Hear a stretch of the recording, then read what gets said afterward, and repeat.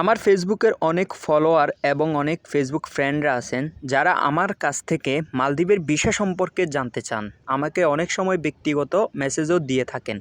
তো আমি যেহেতু মালদ্বীপে আছি সেহেতু আপনাদের ধারণা হচ্ছে আমার থেকে ভালো একটা নিউজ পাবেন সেজন্য। তো সুতরাং আমি যেহেতু মালদ্বীপে আছি আমি আপনাদেরকে ভালো খবরও দেওয়ার চেষ্টা করি।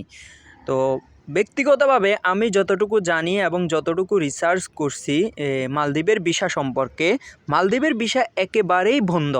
কেউ ক্লিয়ার কথা বলে না, সবাই ভিডিও বানায় এভাবে সেভাবে অনেক ঘুরিয়ে ফিরিয়ে কথা বলে। তো আমার কথা হচ্ছে, স্ট্রেট কথা হচ্ছে, মালদ্বীপের ভিসা একেবারেই বন্ধ।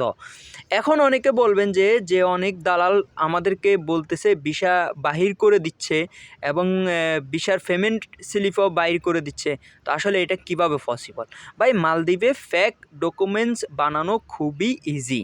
সুতরাং ফেক ডকুমেন্টস দিয়ে আপনার সব কিছু করতে পারবে, আপনার টিকিটও করতে পারবে, আপনাকে ফেক সব কিছু দিতে পারবে, কিন্তু আপনাকে মালদ্বীপ নিয়ে আসতে পারবে না।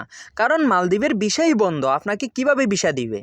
এখন কথাটা হচ্ছে কি, দালাল চক্র এভাবে ভিসার সব কাগজপত্র দেখিয়ে আপনার কাছ থেকে টাকাগুলো হাতিয়ে নিয়ে এরপরে সেই দালাল চক্র উধাও।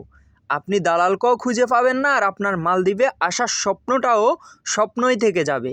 সুতরাং মালদ্বীপে আসার আগে 100 বার ভেবে চিন্তে কাউকে টাকা দিবেন। মালদ্বীপের ভিসা কিন্তু একেবারেই বন্ধ।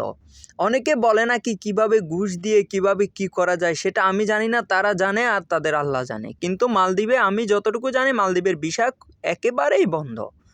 তো সুতরাং কোনো দালাল চক্রকে, কোনো মানুষকে আপনারা টাকা দেওয়ার দরকার নাই, টাকা লেনদেন করার দরকার নাই। আপনাকে মালদ্বীপ এনে পৌঁছিয়ে দেওয়ার পরে যদি কেউ টাকা দাবি করে, সেটা তখন আপনি দিতে পারেন, সেটা আপনার যৌক্তিক।